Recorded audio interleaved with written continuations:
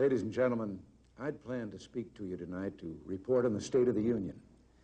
But the events of earlier today have led me to change those plans. Today is a day for mourning and remembering. Nancy and I are pained to the core by the tragedy of the Shuttle Challenger. We know we share this pain with all of the people of our country. This is truly a national loss.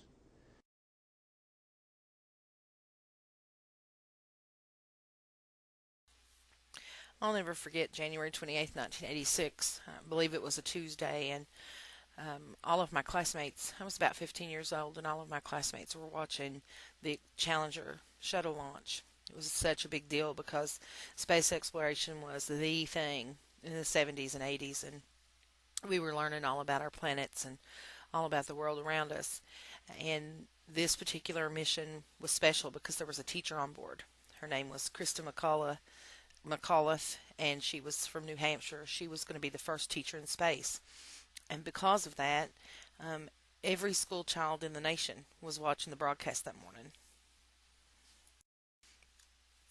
I can still remember watching all the astronauts come out in their orange jumpsuits as they boarded. And I remember there's this one clip in the video where Krista McAuliffe turns and waves at the crowd, and that video was played over and over and over as the news footage kept going back to the events of that day. And you have to realize that we didn't have internet back then. There was no such thing, so we just watched it on TV over and over. And I remember that the teachers trying to calm us down. We had just pretty much seen an explosion and seen people die, and it was pretty horrific for us.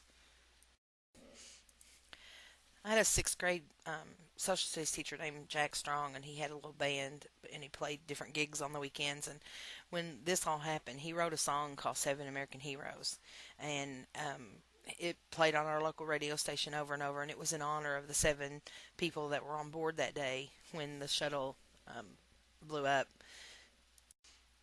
I read somewhere once that there were over 10,000 applicants to be the first teacher in space, and the person was going to go and do some science experiments and teach some lessons, 2 or 3 lessons from space. And as a teacher, it makes me wonder if that wouldn't be exactly the kind of thing I would sign up for. I also remember reading somewhere that Krista McAuliffe had been interviewed, and she made the statement that space exploration was safe now, and it's not like the shuttle would blow up or anything. And so it gives you an eerie feeling as you get older and you start really thinking about life, how quickly that it all can end, and when you least expect it.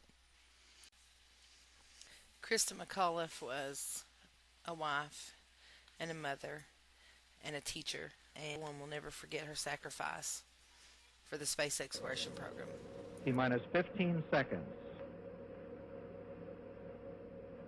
T-minus 10, 9, 8, 7, 6. We have main engine start.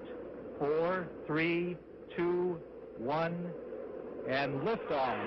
Liftoff of the 25th Space Shuttle mission, and it has cleared the tower. Roger, roll, Challenger. Good, roll program confirmed. Challenger now heading downrange.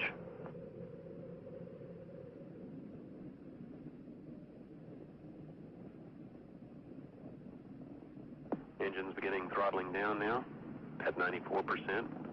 Normal throttles for most of the flight, 104%.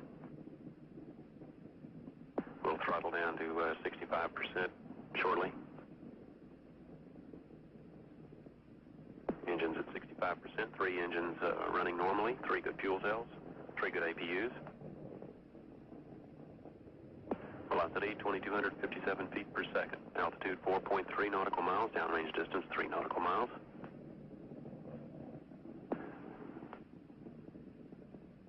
Engines throttling up, 3 engines now at 104%. Challenger, go at throttle up. Challenger, go at throttle up.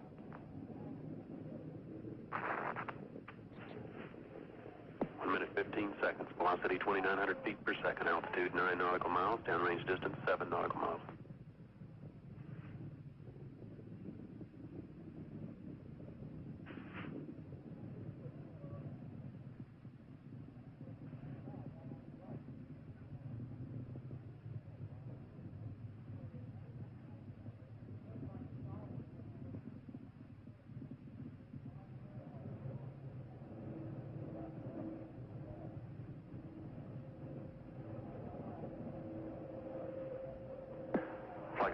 are looking very carefully at the situation. Obviously a major malfunction.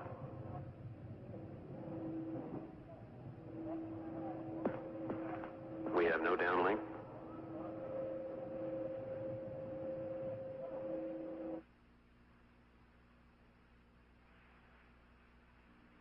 We have a report from the flight dynamics officer that the vehicle has exploded. Flight director confirms that. We are looking at checking with the recovery forces to see what can be done at this point.